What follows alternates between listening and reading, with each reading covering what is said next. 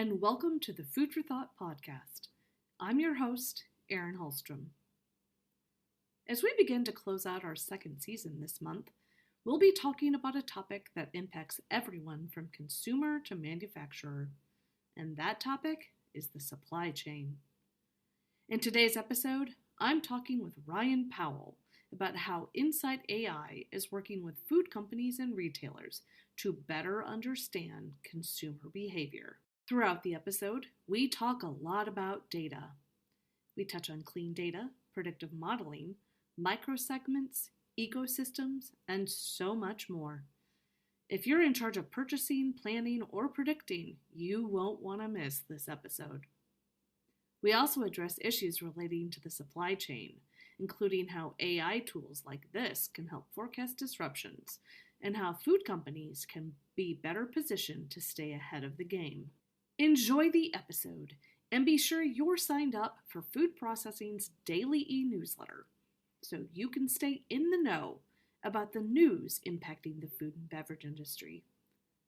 Head to foodprocessing.com/newsletters to get on the list for our daily e-newsletter that comes straight to your inbox every weekday morning.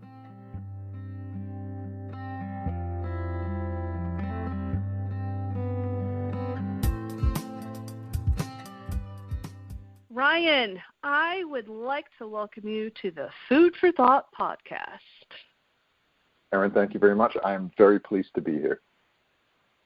It is great to have you on, and I want to kick things off let's start talking a bit about what InsightAI is all about. What does the company do, and who is your end user? Yeah, thank you very much for the forum. InsightAI, we deliver artificial intelligence solutions focusing on hyperlocalization, so solutions that are really tailored or customized to specific problems or platforms that customers are looking for, or problems they're looking to solve. We primarily focus on CPGs.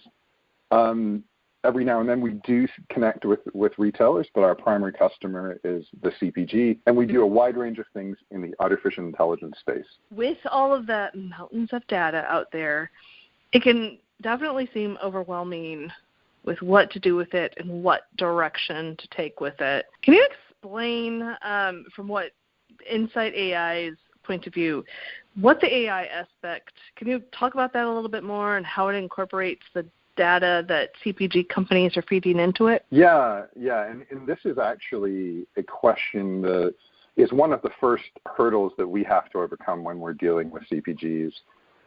Usually there is a fairly limited data set.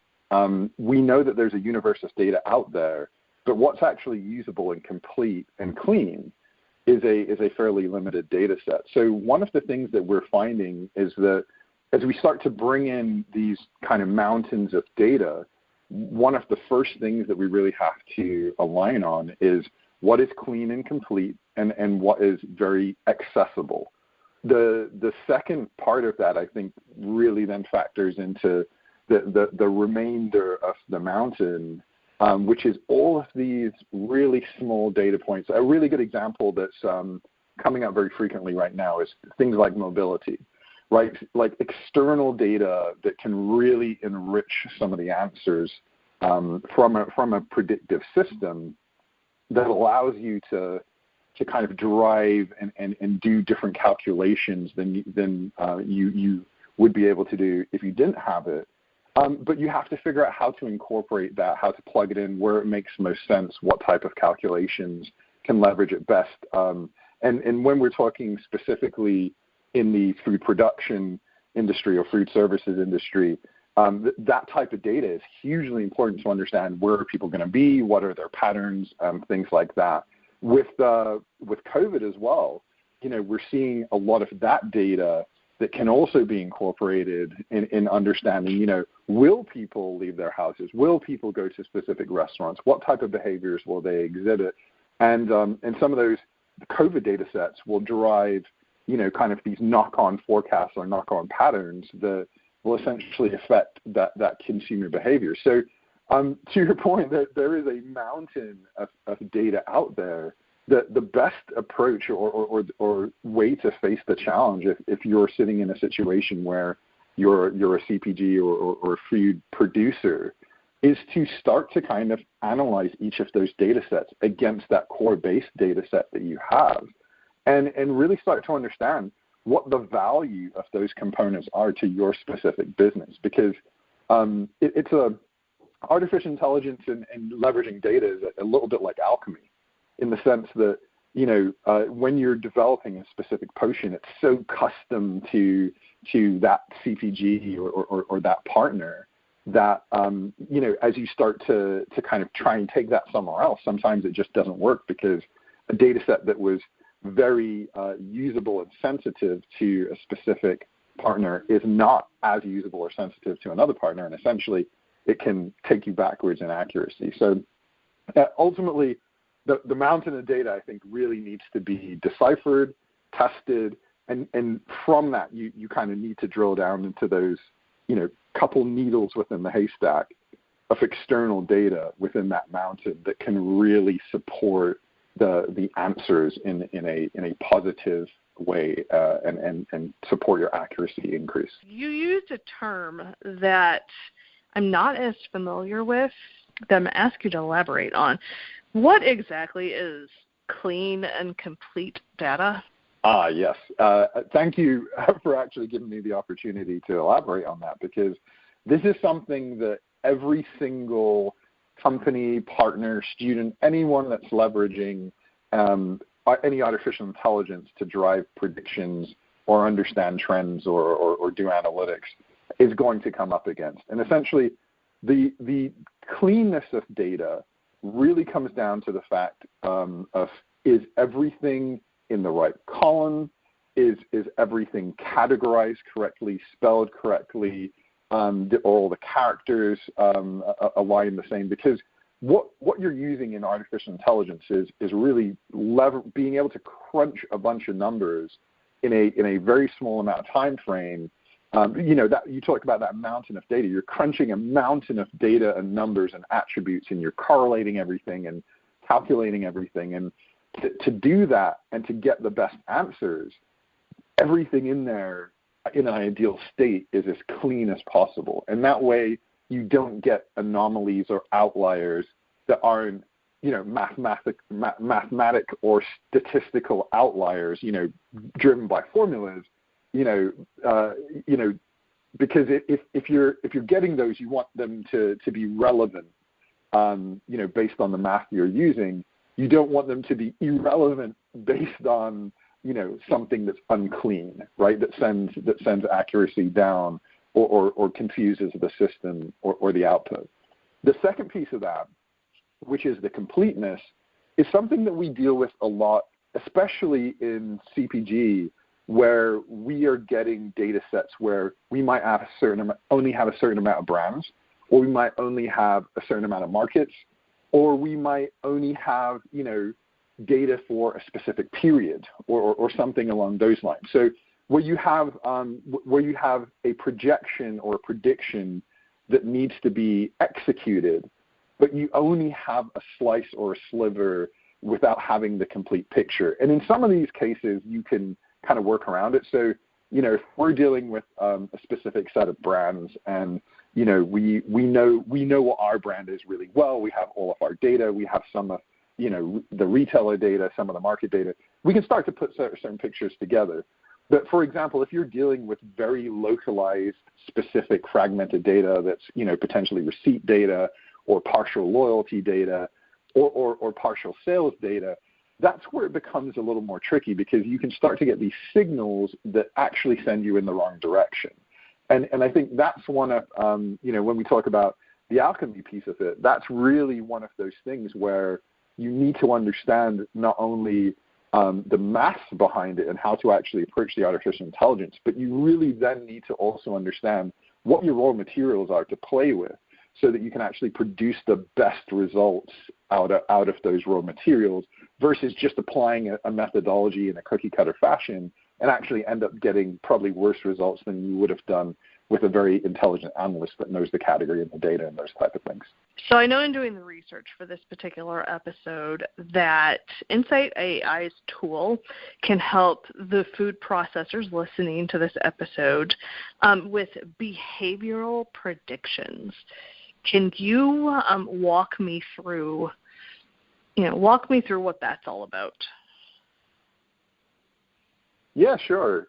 One of the best things about leveraging an artificial intelligence methodology, and we have great tools to do it, but it's really the principles around artificial intelligence that allow us to do this that can be achieved through lots of different means. Is that as you start to crunch the data, and you're not just dealing with quantitative data, you're dealing with qualitative components. What you can start to do is not only understand kind of what's going to happen, but you can start to understand the fragments and the segments and the clusters behind what's driving that future or that prediction. And I think for us, that's what really allows us then to start to understand behavior in a very segmented fashion. And this is something that I think I probably overused this term over the last 6 months intensely, but we're seeing so many microsegments that have popped up, and it's driven by a combination of different trend timelines, specifically driven by the current external environment and the health crisis and those type of things. So we're seeing timeline-driven components, but then we're seeing buying behavior or shopper behavior components as well. And so you've got an ecosystem that prior to this was fairly understood, and now what we're seeing is that ecosystem that we understood is not only changing in these short bursts, but they're also fragmenting within those changes. And so it just to understand that behavioral component of it is really important, and that behavioral component of it is really telling you which groups of shoppers or consumers are changing, how quickly they're changing, what groups they're falling into, and then ultimately, how can you then focus on that level of understanding to then predict their buying pattern. And this, we believe, is going to become hugely more important for really everyone in manufacturing and retail to understand, because it means that some of these behaviors are going to be short-term and some of them are going to be long-term. And you really have an ability to actually influence and drive and set some of those behaviors within these kind of short burst trend cycles. And so that's one of the huge benefits that we've seen. And it really is, all about understanding your customer or your consumer at the level in how they're thinking about the category they're purchasing in. I loved what you're talking about with the helping identify, helping isolate, potential short-term or longer-term behavior.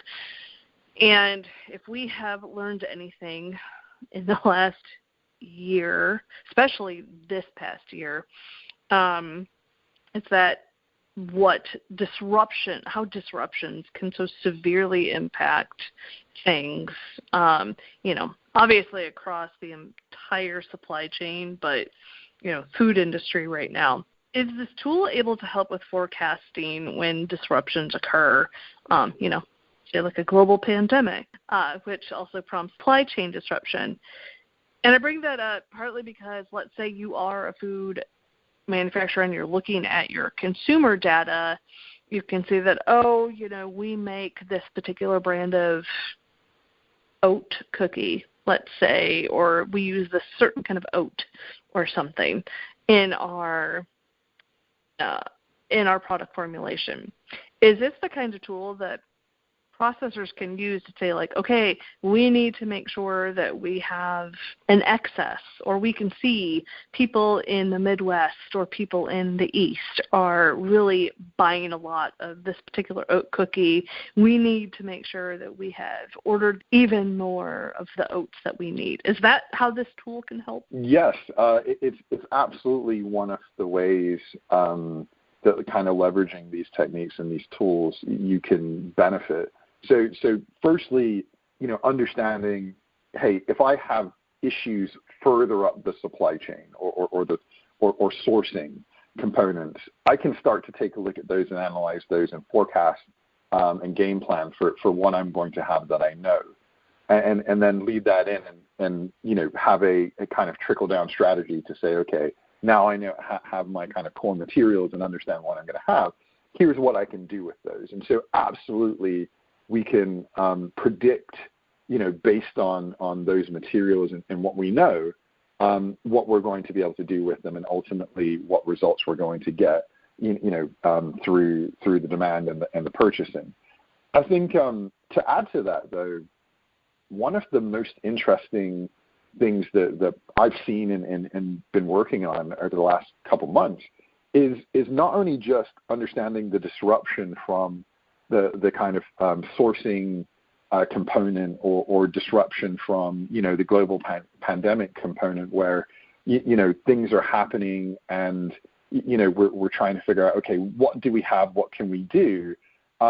It's also from the standpoint of saying, hey, if there's a major area of our business that we didn't see coming, that we didn't necessarily have that strategic plan for, leveraging the artificial intelligence and the speed and the scenario planning that you can do with tools like this really gives you the ability to essentially disaster control or crisis control your environment. And what I mean by that is really, if you have a system in the background and you have, some potential situations where you can't source materials for certain products, or you can't now, actually deliver certain products to the store, or, if you're growing something, you have an issue where, you can't grow something as quickly or you can't harvest it or process it as quickly.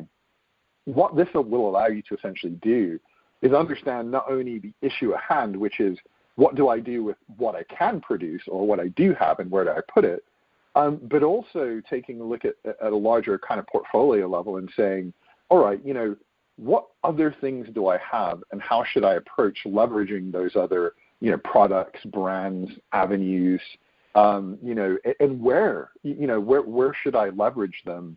If I have a issue where, there's a certain batch of product that I can't use because of whatever reason, or I can't deliver, do I just shift things from other places? And what's the impact to that, right? That's kind of one view or thought process. But then there's also, hey, listen, I just can't get anything. I've got a ship that's stuck in Panama somewhere. I can't get anything. I've got a whole product line that's going to go down, or potentially a whole brand that's going to go down for a period of time. What should I put in? What would be the best bet from a retailer perspective? What would be the best bet from a, CPG profitability or volume perspective? And then being able to then look at that further in real time and to then say, well, is that the strategy I want to execute? Do I want to push the customers or the consumers one way or another? Because, I now know what the outcome of this crisis is if I just do the normal thing. So maybe I can start to look at multiple different types of outcomes where, I'm doing something non-traditional or pushing them into a different area. And then the last part of that, I would say, would be competitive information. So let's say, the hope is it doesn't happen to you, it happens to your competitor. Well, you can gain some of that competitive intelligence, and the time frame you gain in is probably a lot shorter because obviously they're not going to announce, competitors aren't going to tell you what's going on. But ultimately, at retail, you'll start to understand some of the challenges there. And when you have systems that can move very quickly and analyze in real time and take in some of this non-traditional data or qualitative data, you can start to then do the same thing with competitive landscape data and start to understand, okay, my competitor is going to have a supply issue. My competitor is going to have a sourcing issue. How do I capitalize on that? How do I go to a retailer and partner with them or make sure I'm satisfying the consumer with other products that potentially I wouldn't have had that opportunity if there wasn't an issue with that competitive landscape. So there's so much that can be wrapped into that. With what you can do, and it really is all about understanding what's happening in the moment and being able to not only project the outcome of it, but also to strategize along the lines of, hey, listen, something's going wrong. let's at least see what the best outcome we have in line with the strategy that we actually want to execute. Are there any trends or behaviors that your teams or clients are picking up on that you can share? I don't know if that's competitive information, but is there anything that you guys have noticed that you're able to share? Yeah, I think, I mean, some of the specifics I'll dance around a little, but I think the biggest thing that we've seen that's been happening in the market is the formulation of some of these kind of microsegment behaviors that are actually changing the way that people buy, people buy products in stores, but more importantly, really how they buy products in channels. And so what we're seeing a lot of, is really the last year or so has trained people and trained kind of the new generation that they don't need to do things the way that they were doing before. And so some of the anticipated behavior is that things are going to go back to normal to a certain extent. And in some cases, that is going to be true.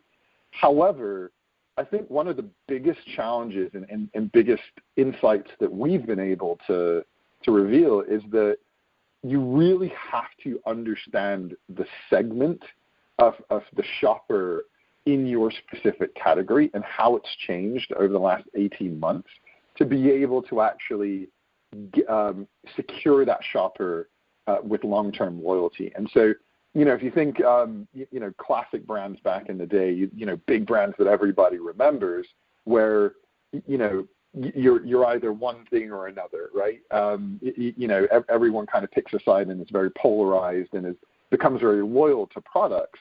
It's no longer really that way. The landscape's much more diverse, and there are a lot more options and a lot more areas where someone can purchase.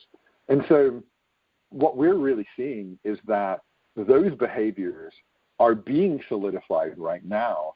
And essentially, consumers have had the opportunity to test to be part of different behavioral groups, to test different shopping experiences. And so this is all opportunities for the retailers and the CPGs to actually secure new customers that they wouldn't have had access to before. And so because of that now, we're in a situation where the biggest or largest advantage that a CPG can get for itself and a retailer as well is to really deep dive and understand those segments and really understand what's making those segments tick, how they're buying, what the makeup is, so that they can then formulate those larger segments, push people back into the kind of macro clusters like where they were before, where you can manage them more efficiently. Otherwise, these fragments are going to continue, and it's going to become very, very difficult to satisfy large groups of customers because they all are going to buy in these really fragmented and separate ways. And so we are seeing a lot of that across multiple categories and partners that we work with. And I think it's still changing, and there will be some settling that happens over the next 2 years or so. But it is going to look, we believe, fundamentally different. And the current, consumer understanding and different roles and constructions that we had previously adhered to, we believe are going to be broken and changed. And whoever figures that out first, and embraces it and strategizes against it, is going to see significant wins. You have definitely given our listeners a lot to think about and ponder on, and so much information about what InsightAI's tool can help them with. Last question for you is for our listeners, if anyone wanted to reach out, learn more, maybe hop on board and use this tool as well, how could they do so? Yeah, the best way is to contact me directly. My email is ryan@insight.ai. I'll be happy to connect with you, connect you with the right team members. You can also go onto our website and get an understanding of what we do. But what we find is the best way to understand about this is to talk to us, genuinely bring the challenges that you have.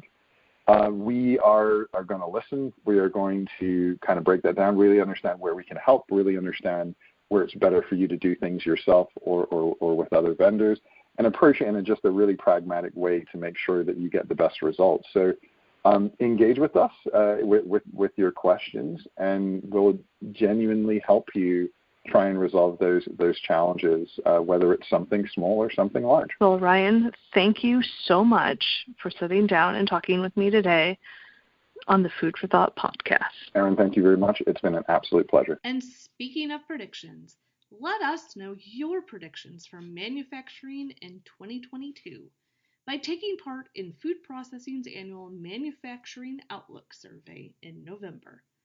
If you head to the show notes in this episode, you'll be taken to a brief survey where you can give us your insights and let us know your predictions for what manufacturing will look like next year.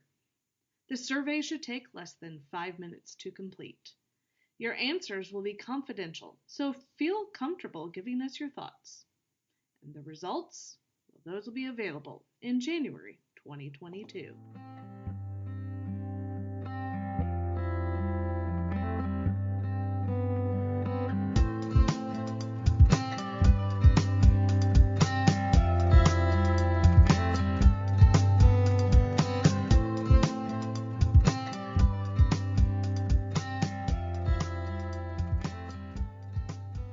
For everyone listening to the Food for Thought podcast today, thank you for tuning in.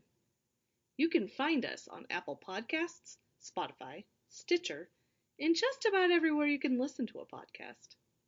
Be sure to tune in next time as we talk more about the stories behind the headlines of the food and beverage industry. Take care. Have a great day.